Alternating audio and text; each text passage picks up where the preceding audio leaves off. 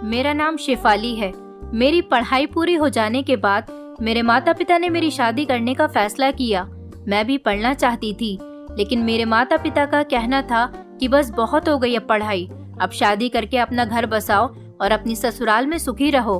हम 4 बहनें थे और 3 भाई थे। मैं सबसे बड़ी थी। मेरे बाद मेरे और भाई बहनों की भी शादी होनी थी। मेरे माता पिता चाहते थे कि वो जल्द से जल्द अपने जीते जी ही अपने सारे बच्चों की शादी कर दें, ताकि वो इस फर्ज से फ्री हो जाएं। अब अपने माता पिता के इस फैसले के आगे मैं तो कुछ नहीं कर सकती थी। मैं बहुत ज्यादा खूबसूरत थी, इसलिए मेरे रिश्ते भी बहुत आते थे। मैं अपने सब बहनों में सबसे ज्यादा खूबसूरत थी। मेरी मम्मी का कहना था कि पता नहीं हमारी बड़ी बेटी किस पर गई है कि भगवान ने उसे इतना खूबसूरत बनाया है। मेरी खूबसूरती की वजह से ही मेरे हर जगह से रिश्ते आ जाते थे। मैं जहाँ भी जाती थी वहाँ पर लोग मेरी खूबसूरती की तारीफों के पुल बांध दिया करते थे और अपनी तारीफ सुनने के बाद मुझे बड़ी खुशी होती थी। यहाँ तक कि मेरी सगी बहनें तक मेरी खूबसूरती से जलती थी। एक दिन मैं एक शादी के फंक्शन में गई हुई थी। वहाँ पर एक लड़का आया हुआ था। उसका नाम अविनाश था। हम लड़के वालों की तरफ से गए हुए थे और वो लड़का दूल्हे का दोस्त था। वो लड़का बार बार एक टुक नजर से मुझे देखता चला जा रहा था। वैसे ये कोई इतनी बड़ी बात नहीं थी कि पहली बार मुझे किसी लड़के ने इतनी घूर कर देखा हो। मेरी खूबसूरती देखकर तो हर लड़का ही मुझे घूर कर देखता था। उस शादी में एक तरफ स्टेज बना हुआ था और लड़के लड़कियां डांस कर रहे थे और दूसरी तरफ स्टेज पर दूल्हा दुल्हन बैठे हुए थे। वो लड़का अपने दोस्त के कान में ना जाने क्या कह रहा था और दूसरी तरफ पलटकर उसने मुझे देखा था। मेरी नजर उस पर ही थी। मेरी समझ नहीं आ रहा था कि ना जाने मेरी नजरें उसे बार बार क्यों तलाश कर रही थी। वो लड़का बहुत हैंडसम था, उसमें कोई शक वाली बात नहीं थी। लेकिन अब तक इस जैसे ना जाने कितने लड़के मुझ पर लाइन मार चुके थे, लेकिन आज तक मैंने किसी को भी लिफ्ट नहीं कराई थी।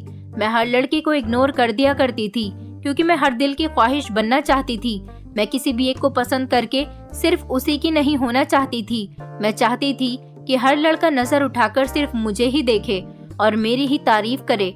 भला इतनी खूबसूरत होने का मुझे कुछ तो फायदा उठाना ही था। फाइनली फंक्शन खत्म हुआ और हम लोग घर वापस आ गए थे। अगले दिन पता चला कि मेरा रिश्ता आया है और लड़का भी साथ आया था। मेरे पेरेंट्स तो वैसे भी मेरी शादी करने के लिए बिल्कुल तैयार बैठे हुए थे। मैंने खिड़की से झांककर ड्राइंग रूम के अंदर देखा तो ये देखकर मेरे होश उड़ गए थे कि लड़का कोई और नहीं बल्कि वही लड़का है, अविनाश, जो कल मुझे शादी में मिला था। ये मेरी खूबसूरती का इतना दीवाना हो गया था कि अगले ही दिन मेरे घर पर रिश्ता लेकर आ गया था। इसके साथ था तो कोई नहीं, बस एक खूबसूरत सी लड़की बैठी हुई थी। लेकिन हैरान कर देने वाली बात ये थी कि ये लड़की कौन है। इस लड़की को तो मैं अच्छी तरह से जानती थी। मुझे लगा कि शायद ये इसकी बहन होगी, मगर कुंवारी बहन आने का क्या मतलब बनता था। ये फैसले तो बड़ों के होते हैं। ये लड़की तो कुंवारी लग रही थी, इसके साथ कोई बच्चा भी नहीं था। मुझे लगा शायद बस ये दोनों भाई बहन ही रिश्ता लेकर आ गए थे। मैं खिड़की की तरफ ये सब कुछ झांक कर सोच ही रही थी। इतनी ही देर में दरवाजे से मेरी मम्मी बाहर आई और उन्होंने मुझे कहा कि जल्दी जाओ और अच्छे से तैयार होकर आ जाओ, तुम्हें लड़के वाले देखने के लिए आए हैं। मैंने कहा, मम्मी ये लड़की के साथ लड़की कौन है? मेरी मम्मी कहने लगी कि ये लड़की नहीं है, ये इस लड़के की भाभी है। तुम जाओ जल्दी से अच्छे से तैयार होकर किचन में चली जाना और सिर पर दुपट्टे का पल्लू रखकर चाय की ट्रे हाथ में लेकर बहुत समझदारी के साथ ही अंदर आना और किसी तरह की कोई गड़बड़ मत करना। ये लड़का बहुत अच्छा है, तुम्हारे पापा को बहुत पसंद आया। हम लोग चाहते हैं कि ये तुम्हें पसंद कर ले और हम तुम्हारी शादी यहीं कर दे। मैं समझ गई थी कि मेरे मम्मी पापा को इस लड़के ने बहुत अच्छी तरह से अपनी बातों में ले लिया है। इसलिए मैं कमरे में चली गई और मैंने एक अच्छा सा सूट निकाल कर पहन लिया, जिसमें मैं और भी ज्यादा खूबसूरत लग रही थी। ब्लू कलर मेरे ऊपर शुरू से ही बहुत जचता था और इस सूट में भी मैं बहुत ज्यादा खूबसूरत लगती थी। इसलिए मम्मी के कहने के मुताबिक मैं जल्दी से तैयार होकर और सर पर दुपट्टा रखकर चाय की ट्रे हाथ में लेकर ड्राइंग रूम में जहाँ पर मेहमान बैठे हुए थे वहाँ चली गई। जैसे ही मैं ड्राइंग रूम के अंदर गई, मैंने नोटिस किया कि अविनाश की नजर मेरे ऊपर से हट ही नहीं रही थी। मैं बहुत ज्यादा खुश हुई थी कि सच में मेरी खूबसूरती का दीवाना हो गया, इसलिए इसको मुझे पाने का शौक जाग उठा है। लेकिन मुझे हैरानी इस बात पर आ रही थी कि ये जो औरत अविनाश के साथ बैठी हुई थी ये उसकी भाभी थी। मैं तो इसे उसकी छोटी बहन समझ रही थी। अविनाश की भाभी को मैं बहुत ज्यादा पसंद आई थी। इसी तरह से हमारा रिश्ता फिक्स हो गया था। दरअसल अविनाश की भाभी की शादी को 10 साल हुए थे जब उनके पति की मौत हो गई थी। जब वो 17 साल की थी तब उनकी शादी अविनाश के बड़े भैया के साथ कर दी गई थी और वो काफी सालों पहले मर चुके थे। और अविनाश ने अपनी पढ़ाई कंप्लीट करने के बाद दूसरे शहर में नौकरी करना शुरू कर दिया था। वो इस शहर में नहीं रहते थे, वो महीने में 1 या 2 दिन के लिए ही अपने घर का चक्कर लगा लिया करते थे और उन्होंने हमेशा अपनी भाभी को माँ का दर्जा दिया था। उनकी भाभी ने अविनाश के साथ कभी किसी तरह का भेदभाव नहीं किया था। वो अविनाश को हमेशा अपना बेटा मानती थी। वो लगभग 45 साल की थी और इतनी उम्र हो जाने के बाद भी उन्होंने अभी तक शादी नहीं की थी, जबकि वो जवानी में विधवा हो गई थी और तभी उन्होंने फैसला कर लिया था कि वो दूसरी शादी नहीं करेंगी। फिलहाल मेरी शादी तो अविनाश के साथ हो गई थी। मैंने सोच लिया था कि मैं शादी के बाद भी इसी तरह से लोगों की नजरों का निशाना बन जाया करूंगी, लेकिन ये मेरी गलतफहमी साबित हुई थी। जब मैंने अपनी जेठानी को देखा था, वो अपने देवर की पसंद पर हमारे घर रिश्ता लेकर आ गई थी। उनकी चढ़ती जवानी की उम्र निकल जाने के बावजूद भी उन्हें देखकर ऐसा लगता था कि वो अभी जवान हैं, जबकि इस उम्र की औरतों के तो बच्चे जवान हो जाते हैं। मेरे पेरेंट्स ने अविनाश के साथ मेरी शादी इसलिए भी कर दी थी क्योंकि उनके आगे पीछे कोई नहीं था, सिर्फ एक भाभी ही तो थी और उन्होंने मेरी फैमिली वालों के सामने बैठकर इतने अच्छे तरीके से बात की थी कि उनको देखकर मेरे मम्मी पापा का दिल उनकी बातों पर फिदा हो गया था। उनका कहना था कि जितनी ये चेहरे से खूबसूरत है उससे कहीं ज्यादा इनका दिल खूबसूरत है। तुम्हारी जेठानी तुम्हारा बहुत ख्याल रखेंगी। यही सब सोचते हुए मेरी शादी इस घर में हो गई थी। अपनी जेठानी को मुझे देखकर लगता था कि सारी जवानी इन पर ही टूटकर बरस गई है। अविनाश ने पहली बार मुझे शादी में देखा था। वो अपने दोस्त की शादी अटेंड करने के लिए इस शहर में आए हुए थे और उन्होंने उस दिन शादी में अपने दोस्त के कान में मेरे बारे में ही बताया था कि वो मुझे पसंद करने लगे हैं और मुझे अपने दोस्त को दिखाकर उनसे मेरे बारे में सारी इन्फॉर्मेशन ले ली थी। फिर घर जाते ही उन्होंने अपनी भाभी को मेरे बारे में बताया। उनकी भाभी तो वैसे भी उनकी हर बात मानती थी, इसलिए वो उनके कहने के मुताबिक अगले दिन ही हमारे घर पर आ गई और मुझे अपने देवर की खातिर पसंद करते ही उन्होंने इस शादी के लिए हाँ कर दी। इसी तरह से हमारी शादी हुई थी। अविनाश की फैमिली और उनका घर बहुत अच्छा था। मेरे घर वालों को कोई एतराज भी नहीं हुआ था क्योंकि उन्हें भी अविनाश अच्छे लगे थे। अपनी खूबसूरती पर फिदा हो जाने वाले इंसान को पाकर मैं बहुत ज्यादा खुश हो गई थी, लेकिन शादी वाले दिन ही मेरी खुशी खाक में मिल गई थी क्योंकि मुझे आइडिया हो गया था कि इस पूरी महफिल में मैं नहीं बल्कि मेरी जेठानी ने अपनी खूबसूरती से तारीफें लूट ली हैं। शादी वाले दिन मैं दुल्हन बनकर स्टेज पर बैठी हुई थी और मेरी सारी फ्रेंड्स फोटो शूट कर रही थी। मेरी फ्रेंड्स धीरे से मेरे कान में आकर कहने लगी, यार शेफाली, दुल्हन तुम बनी हो लेकिन रंग रूप तो तुम्हारी जेठानी पर चढ़ा हुआ है। सच में तुम्हारी जेठानी तो तुम्हारे पति की भाभी नहीं बल्कि उनकी छोटी बहन लग रही है। हर किसी की नजरें मेरी जेठानी पर ही जमी हुई थी। लगता ही नहीं था कि वो अविनाश की बड़ी भाभी हैं। मैंने तो आज से पहले इतनी जवान और खूबसूरत औरत नहीं देखी थी। अपनी दोस्त की बात सुनकर मेरा चेहरा गुस्से से लाल हो गया था। मैंने अपनी दोस्त से कहा कि फालतू की बातें मत करो, मैं दुल्हन हूँ और मेरी वैल्यू कम नहीं हो सकती। लेकिन मेरे दिल में ये बात मुझे भी अच्छी तरह से महसूस हो चुकी थी कि मुझसे कहीं ज्यादा वैल्यू मेरी जेठानी को मिल रही थी। लोग मुझसे ज्यादा मेरी जेठानी की खूबसूरती से इम्प्रेस हो रहे थे और मैं ये भी अच्छी तरह से जान गई थी कि मुझे ज्यादा प्रोटोकॉल मेरी जेठानी को मिल रहा था। वो जहाँ जाती लोगों की नजरें उनके पीछे पीछे होती थीं। यहाँ तक कि मुझसे ज्यादा लोग उनके साथ फोटो खिंचवा रहे थे और उसी दिन से मेरे दिल में अपनी जेठानी के लिए नफरत की आग भड़क उठी थी। अविनाश क्योंकि सिर्फ कुछ दिनों के लिए ही यहाँ पर आए हुए थे, अपनी शादी की सारी रस्में कंप्लीट हो जाने के बाद वो यहाँ से जाने वाले थे। अविनाश की जॉब कोलकाता जैसे बड़े शहर में थी और वो कमाते भी अच्छा थे, इसलिए उनके घर में हर आराम की चीज मौजूद थी। इन दिनों में उन्होंने अपना सारा टाइम मेरे साथ साथ अपनी भाभी को भी बराबर से ही दिया था। जहाँ कहीं भी हम लोग गए थे उन्होंने अपनी भाभी को एक पल के लिए भी अकेला नहीं छोड़ा था, बल्कि वो हमारे साथ साथ ही हर जगह जा रही थी। अविनाश की अपनी भाभी से बहुत अच्छी दोस्ती थी। सुना था कि जिस दिन से उनके पति की मौत हुई है उसी दिन से मेरे पति ने अपनी भाभी के लिए अपने दिल में उनकी वैल्यू और ज्यादा गहरी कर ली थी और वो अपनी भाभी को पहले से ज्यादा वैल्यू देने लगे थे और उनका ख्याल रखने लगे थे। उन दोनों देवर भाभी के बीच खूब हंसी मजाक होती थी और एक दूसरे को दोनों बहुत अच्छी तरह से समझते थे। दोनों एक दूसरे के साथ ऐसे रहते थे जैसे दोनों उम्र में बराबर के हों और उन दोनों के दरमियान दोस्तों जैसी बात होती हो। उन दोनों के बीच इतनी करीबी बातें होते हुए देखकर मुझसे ये सब कुछ बर्दाश्त नहीं हो रहा था। अविनाश कुछ दिन हमारे साथ गुजार कर वापस कोलकाता चले गए थे, लेकिन मुझे अपनी जेठानी से नफरत होने लगी थी।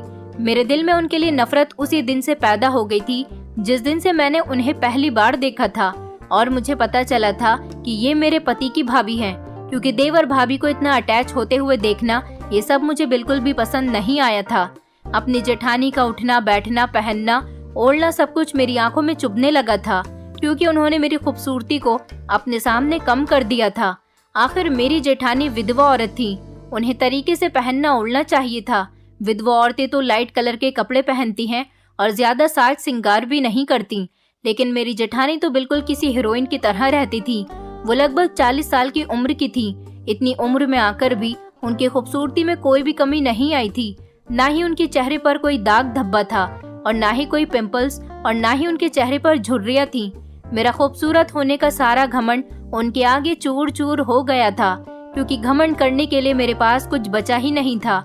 मैं जहाँ जाती थी मेरी जेठानी मेरे साथ होती थी और उनके आगे किसी की भी नजर मुझ पर पड़ती ही नहीं थी।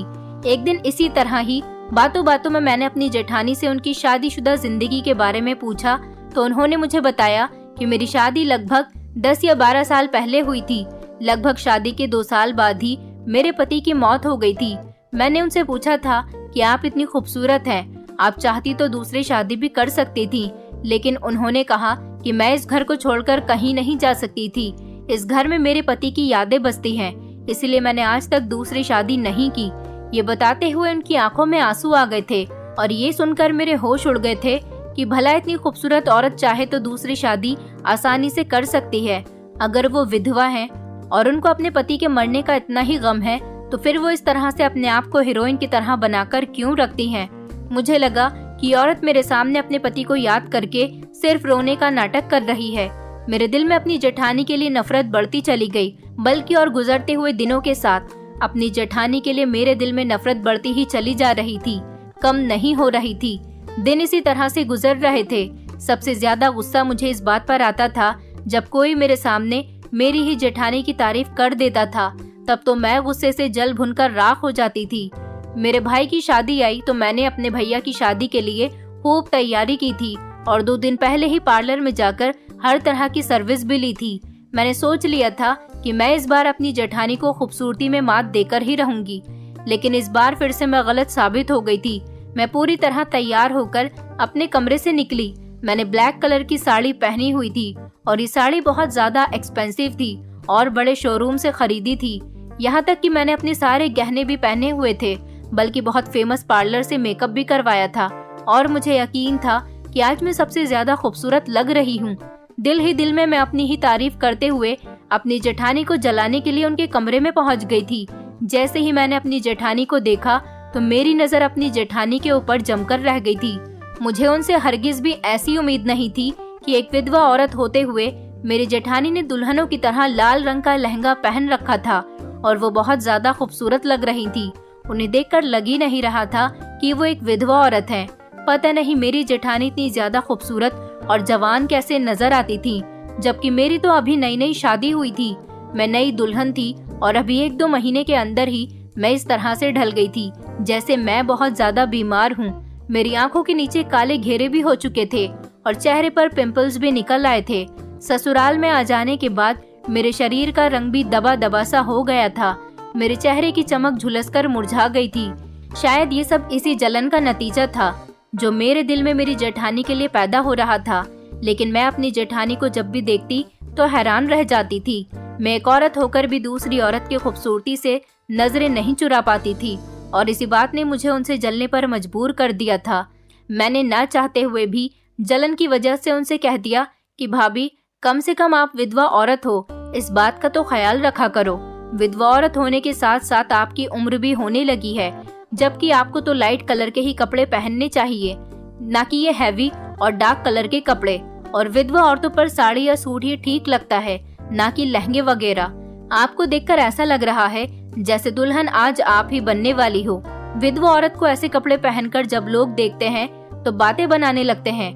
मेरी बात सुनते ही मेरी जेठानी को गुस्सा आ गया और वो कहने लगी कि मुझे देखकर तुम्हें कहीं से लगता है कि मेरी उम्र लगने लगी है और मैं सिर्फ तुमसे रिश्ते में बड़ी हूँ और अब भी मैं तुमसे ज्यादा खूबसूरत और जवान नजर आती हूँ।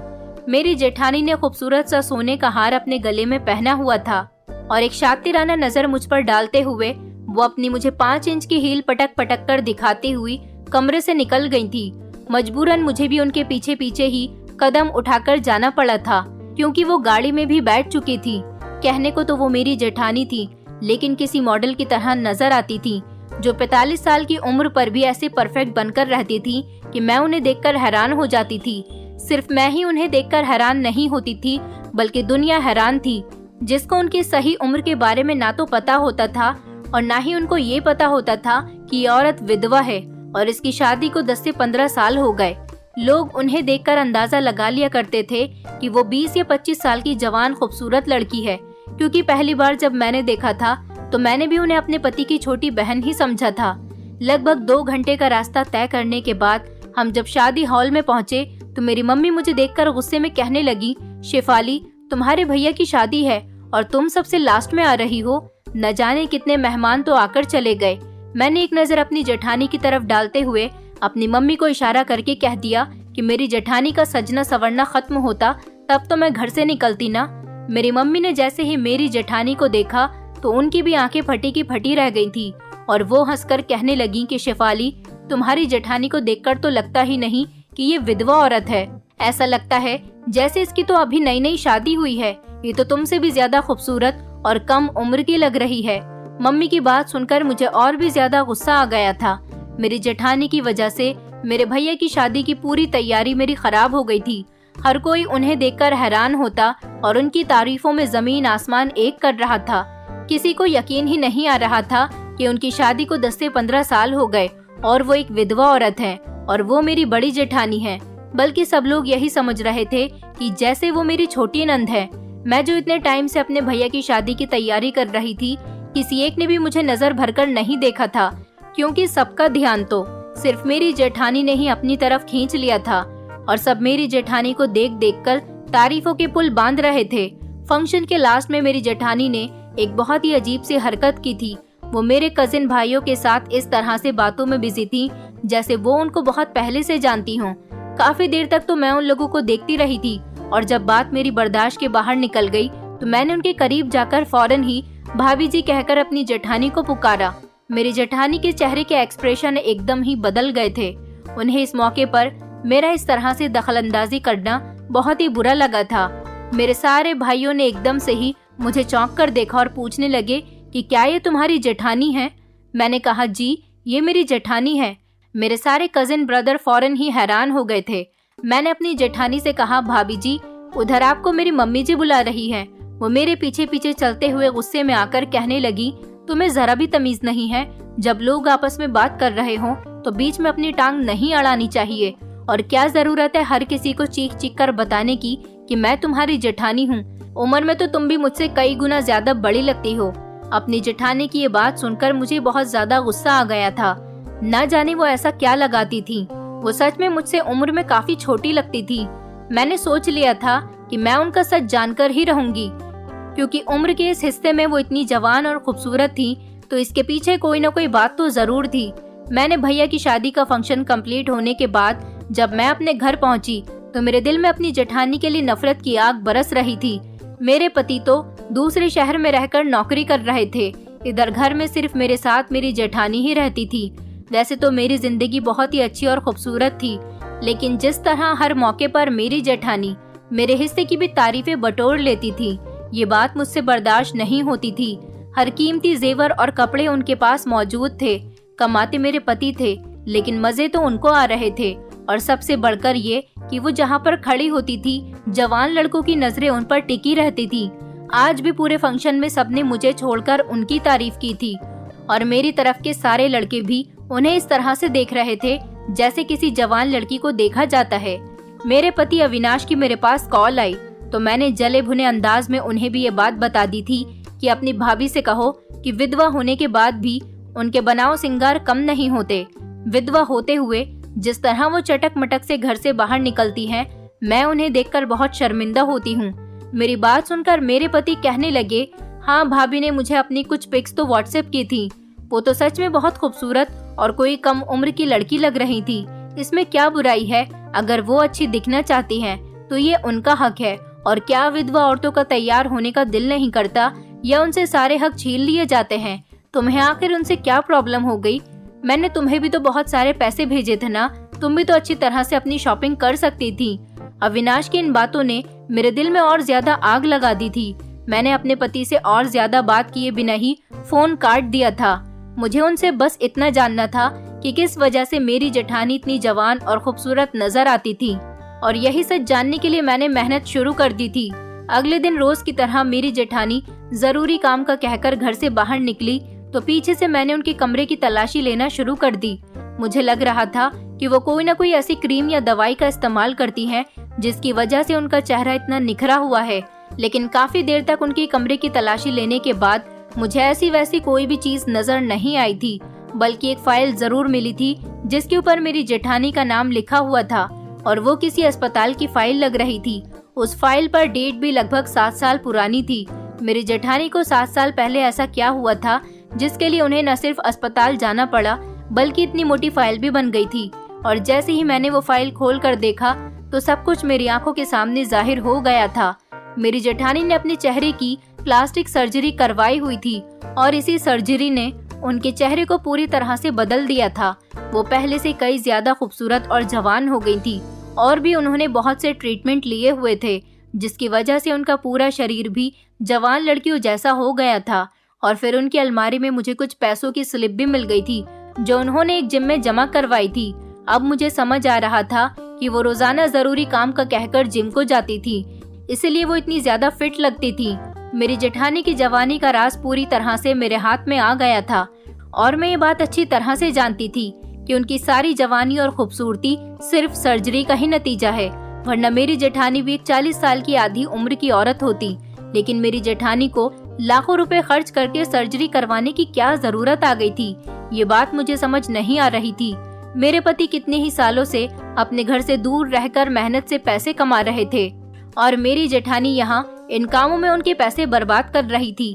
ये बात मेरे दिमाग में आते ही मेरा दिल जलकर रह गया था और इस आग को कुछ ही वक्त में हवा भी मिल गई जब मैंने खुद अपनी जेठानी को एक जवान लड़के के साथ घर लौटते हुए देखा। मैं खिड़की से बाहर की तरफ ही देख रही थी। एक खूबसूरत सा लड़का मेरी जेठानी को घर के दरवाजे तक ड्रॉप करके गया था।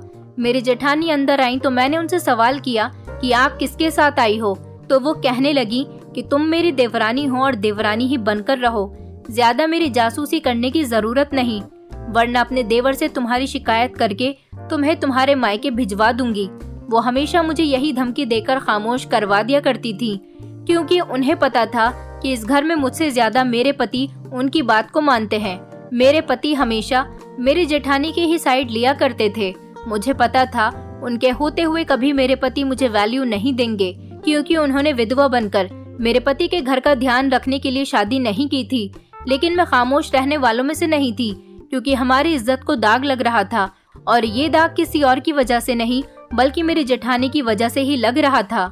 इसलिए मैंने अपने पति से साफ साफ शब्दों में कह दिया था कि आपकी भाभी को खूबसूरत नजर आने का बहुत शौक है और इसीलिए उन्होंने अपनी प्लास्टिक सर्जरी करवाई हुई है।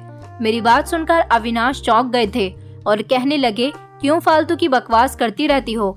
मेरी भाभी शुरू से ही इतनी खूबसूरत और जवान दिखती हैं, उन्हें सर्जरी की क्या जरूरत है? तुम उनसे जलना बंद कर दो तो सारी परेशानियां खुद ब खुद खत्म हो जाएंगी। अविनाश की बात पर तो मैं हैरान रह गई थी कि वो कैसे देवर थे जिन्हें अपनी भाभी के बारे में कुछ भी नहीं पता था। मैंने अविनाश से कहा कि मैं सच कह रही हूँ, लेकिन अविनाश ने मेरी किसी भी बात का यकीन किए बिना ही कॉल कट कर दी थी। उस दिन के बाद से मैंने अपनी जेठानी की जासूसी करना शुरू कर दी। जब भी वो घर से बाहर निकलती तो मैं उनके वापस आने का इंतजार करने लगती और रोजाना वापसी पर उन्हें एक जवान लड़का छोड़ने के लिए घर आया करता था। कभी कभी तो मैं हैरान होती थी कि वो अपने पति के मर जाने का फायदा उठा रही है और इतनी घटिया हरकत कर रही है। मेरे पति को ये दिखाना चाहती हैं कि अपने पति की याद में वो दूसरी शादी नहीं कर सकती और वो उनके पीछे लड़कों से चक्कर चला रही है ताकि वो अपने देवर की नजरों में अच्छी रह सके। मेरे पति को अपनी भाभी पर बहुत भरोसा था और वो अविनाश के पीछे इतनी घटिया हरकत कर रही थी और फिर एक रात मुझ पर आसमान ही टूट पड़ा था। जब रात के अंधेरे में मैं किसी काम के लिए अपने कमरे से बाहर निकली तो मैंने अपनी जेठानी के कमरे से कुछ आवाजें आती हुई सुनी। मुझे उस आवाज ने चौंका दिया था। हमारे घर में तो सिर्फ मेरी जेठानी और मेरे अलावा कोई नहीं रहता था, लेकिन रात के इस टाइम पर मेरी जेठानी के कमरे से किसी लड़के के बोलने की आवाज आ रही थी। मैं दबे पांव अपनी जेठानी के कमरे तक पहुंची तो मेरे होश उड़ गए थे, क्योंकि मेरी जेठानी एक लड़के के साथ अपने कमरे में मौजूद थी और न जाने वो दोनों किस तरह की बातों में बिजी थे कि उन्हें इस बात का होश तक नहीं था कि मैं उनकी बातें कान लगाकर सुन रही हूँ। मैंने गौर से उनकी बातों को सुनने की कोशिश की तो मेरे पैरों तले से जमीन निकल गई। मेरी जेठानी कह रही थी कि अविनाश को अभी इस बारे में कुछ नहीं पता और ना ही मैं चाहती हूँ कि उसे हमारी मुलाकात के बारे में कुछ भी खबर हो। शेफाली लाख कोशिशें भी तो कर ले, वो अविनाश को कभी मेरे खिलाफ खड़ा नहीं कर सकती, क्योंकि अविनाश मेरी बहुत इज्जत करता है और इसके लिए मैं ही सब कुछ हूँ। इस लड़के ने मेरी जेठानी का हाथ पकड़ा हुआ था और उन्हें चूम रहा था। कहने लगा, मैं आपसे बहुत प्यार करता हूँ और मैं चाहता हूँ कि आप अपनी बाकी की जिंदगी मेरे साथ गुजारो, मेरे घर में रहकर मेरे साथ। लेकिन अगर तुम अपने देवर और देवरानी को नहीं छोड़ना चाहती हो तो मैं तुम्हारी फीलिंग्स की कदर करता हूँ, लेकिन तुम मुझसे मिलना जुलना और बातचीत खत्म मत करना। वो लड़का तो इमोशंस में खो गया था, न जाने वो क्या क्या कह रहा था, लेकिन मैं अपने पैरों पर खड़ी रहना भूल गई थी। मैंने बड़ी मुश्किल से अपनी जेठानी के कमरे से अपने कमरे तक का फासला तय किया था और मैं चक्कर खाकर बिस्तर पर लेट गई थी। मैं सोच भी नहीं सकती थी कि मेरी जेठानी इसीलिए जवान और खूबसूरत नजर आना चाहती है, क्योंकि उन्हें इस तरह से लड़कों के साथ रिश्ते बनाने थे। वो लड़का लगभग कोई 18 साल की उम्र का था और मेरी जेठानी उसका इस्तेमाल कर रही थी। मैंने सोचा कि मैं अपनी जेठानी की सच्चाई किसी भी हाल में सबके सामने लाकर ही रहूंगी। मुझे आइडिया आया कि सबसे पहले तो मुझे अपने पति को फोन करके सब कुछ बता देना चाहिए, लेकिन फिर साथ ही ये ख्याल भी आया कि कुछ देर पहले मेरी जेठानी ने जो बात कही थी वो बिल्कुल ठीक थी। अविनाश कभी भी मेरी बात पर यकीन नहीं करेंगे। उनकी नज़र में तो उनकी भाभी ही शरीफ और इज्जतदार औरत थी। बहुत सोच समझने के बाद अपनी जेठानी का राज खोलने के लिए मैंने एक नया तरीका ढूंढ लिया था और अविनाश को फोन मिलाकर उनसे कह दिया कि भाभी की तबीयत अचानक बहुत ज्यादा खराब हो गई। डॉक्टर ने उनके बहुत सारे टेस्ट करवाए हैं और उन्हें कुछ भी हो सकता है, लेकिन भाभी नहीं चाहती कि मैं ये खबर आपको दूं। आप कुछ दिनों के लिए खामोशी से वापस घर चले आओ। अपनी भाभी की बीमारी का सुनकर अविनाश के होश उड़ गए थे और वो कहने लगे कि तुम फिक्र मत करो, मैं कल रात तक ही घर वापस आ रहा हूँ। भाभी को इस बारे में कुछ मत बताना, मैं वहाँ आकर खुद उनसे मिल लूंगा और फिर सब कुछ ठीक हो जाएगा। मैंने अपने हिस्से की चाल चल दी थी, क्योंकि यही एक अकेला तरीका था जिसको इस्तेमाल करके मैं अपनी जेठानी की सच्चाई अपने पति के सामने ला सकती थी और इन लड़कों को भी मेरी जेठानी की हकीकत के बारे में पता चल जाता। जब मेरे पति को भी अपनी भाभी की हकीकत के बारे में पता चलता तो वो अपनी भाभी पर भरोसा करना बंद कर देंगे। अगले दिन रात के 8 बजे तक मेरे पति वापस आ गए थे। मैंने उन्हें खामोशी से अपने कमरे में लाकर बैठा दिया था और जेठानी के कमरे में ये कहकर नहीं जाने दिया कि वो अभी दवाई खाकर सो रही है। मुझे सही टाइम आने का इंतजार था। मैं जानती थी कि वो लड़का रात को मेरी जेठानी से मिलने जरूर आएगा और जैसे ही रात का 1 बज गया तो मुझे महसूस हो गया था कि वो लड़का उनसे मिलने के लिए उनके कमरे में जा चुका है।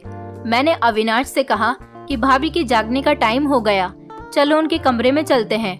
मैं दिल ही दिल में बहुत खुश हो रही थी, क्योंकि आज न सिर्फ मेरी जेठानी का सच खुलने वाला था, बल्कि शायद हमेशा के लिए मेरी जेठानी की मुझसे जान भी छूट जाएगी और मेरे पति को इस बात का यकीन भी आ जाता कि मेरी जेठानी ने उनकी मेहनत की कमाई को किस तरह से बर्बाद किया। जैसे ही मैं और अविनाश कमरे के अंदर दरवाजा खोलते ही दाखिल हुए तो मेरी जेठानी के हमें देखते ही होश उड़ गए थे, क्योंकि वो इस लड़की के साथ बैठी हुई थी और वो लड़का उनके कंधे पर सर लटकाए बैठा था। कुछ देर तक तो अविनाश निशब्द रह गए थे और फिर कहने लगे, भाभी ये सब क्या है और ये लड़का यहाँ पर क्या कर रहा है? क्या आपको पता नहीं है कि मैं इससे नफरत करता हूँ और आप अब भी इससे कांटेक्ट में हो? ये बात सुनकर मैं हैरान रह गई थी। क्या उनकी भाभी का पहले से ही इस लड़की के साथ रिश्ता था और क्या अविनाश पहले से ही इस बात को जानते थे? अविनाश की भाभी की आंखों में आंसू आ गए थे और वो कहने लगी, मैं क्या करूं? मेरा इसके साथ खून का रिश्ता है। मेरे माता पिता तो नहीं है, एक यही तो मेरा इस दुनिया में अपना है, बाकी मेरा कोई नहीं है। भला मैं कैसे इससे मुंह फेर सकती हूँ? मेरे पति अपनी भाभी की आंखों में आंसू देखकर खामोश हो गए थे और वो कहने लगे कि ठीक है, अगर आप इससे मिलना चाहती हो तो मिल सकती हो, मुझे कोई एतराज नहीं, लेकिन मेरे पीछे जब मैं घर में मौजूद हूँ तो आपको इसे बुलाने की कोई जरूरत नहीं, क्योंकि मैं इसकी शक्ल तक नहीं देखना चाहता हूँ। देवर भाभी के बीच होने वाली बातचीत ने तो मुझे हैरान कर दिया था। वो लड़का मेरी जेठानी का छोटा भाई था। अविनाश ने मुझे इतना हैरान होते हुए देखा तो कहने लगे कि दरअसल ये लड़का भाभी का छोटा भाई है।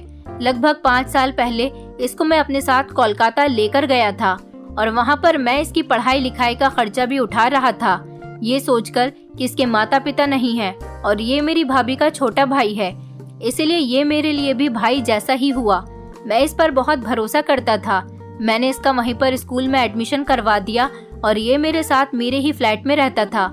इसने वहाँ पर बच्चा होने का फायदा उठाया था और जिस बिल्डिंग में हम रहते थे वहाँ के लोगों के घरों में चोरी करने लगा था। मैं बहुत इज्जतदार आदमी हूँ, लोगों को तो यही लगता था कि ये मेरा सगा भाई है, इसीलिए लोगों ने मुझे वहाँ पर चोर का भाई कहकर पुकारना शुरू कर दिया।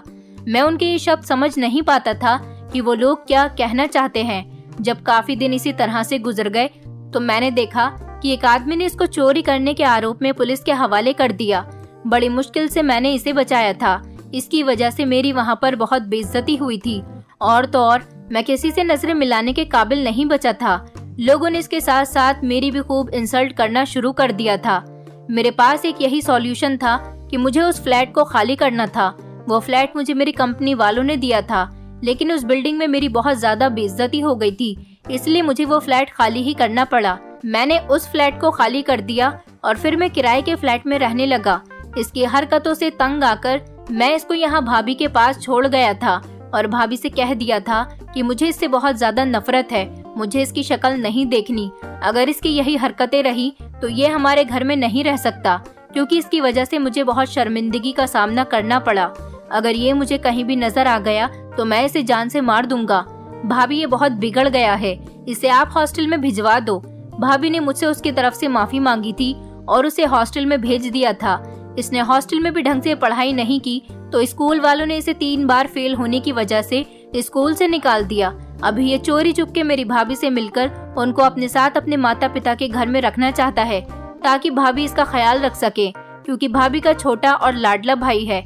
इस वजह से भाभी इसको कुछ नहीं कहती। शायद भाभी के लाड प्यार ने इसे बिगाड़ दिया और यही वजह है कि इसकी इतनी सारी गलतियां होने के बावजूद भी भाभी का दिल अब भी उसकी बातों में आ जाता है। वो उनका सगा भाई है, इसलिए वो उससे चोरी चुपके मिलती हैं। भाभी को पता है कि मैं उससे सख्त नफरत करता हूँ, इसलिए उसका इस घर में एंट्री करना बंद है।